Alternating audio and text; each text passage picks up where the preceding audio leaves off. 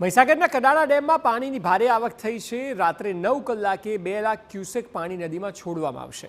ડેમના દરવાજા મારફતે 1,79,600 ક્યુસેક પાણી છોડાશે। પાવર હાઉસ દ્વારા 20,400 ક્યુસેક પાણી નદીમાં છોડાશે। તંત્રએ નદી કાંઠાના 128 ગામોને એલર્ટ કર્યા છે। મહીસાગરના 110 અને પંચમહાલના 18 ગામ એલર્ટ પર છે। લોકોને નીચાણવાળા વિસ્તારમાં નહીં જવા સૂચના આપવામાં આવી છે। હાલ કડાણા ડેમની સપાટી 417 ફૂટ 5 ઇંચ છે।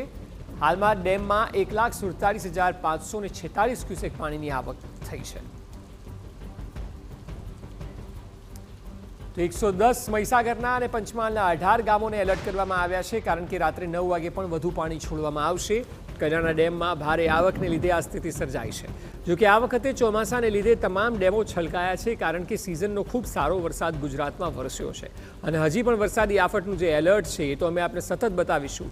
રાત્રે 8 અને 28 કલાકે પણ આપ જોશો, પરંતુ એના જ ભાગરૂપે આપ જુઓ કે કયા પ્રકારે ડેમ છલકાયા છે। અને ડેમ છલકાતા પાણીની જ્યારે આવક થઈ છે ત્યારે અલગ અલગ 128 ગામોને એલર્ટ કરી દેવામાં આવ્યા છે, જે લોકો કાંઠા વિસ્તારમાં હોય તે તમામને। મહીસાગર અને પંચમહાલના આ ગામો છે, કુલ 128 છે। લુણાવાડાના 74 ગામોને પણ એલર્ટ કરી દેવામાં આવ્યા છે અને કડાણાના 27 ગામો એલર્ટ કરાયા છે, જેથી કરીને જો પરિસ્થિતિ કદાચ જોખમી થાય તો તમામ લોકોને પહેલેથી જ એલર્ટ કરી દેવામાં આવ્યા હોય। ખાનપુરના પણ 9 ગામ તેમાં સામેલ છે। શહેરાના 12 ગામ છે કે જેમને એલર્ટ કરી દેવામાં આવ્યા છે। ગોધરાના પણ 6 ગામો કે જેમને તાકીદે એલર્ટ કરાયા છે, કારણ કે ઉપરવાસમાંથી 1.5 લાખ ક્યુસેક આસપાસ આવક થઈ છે।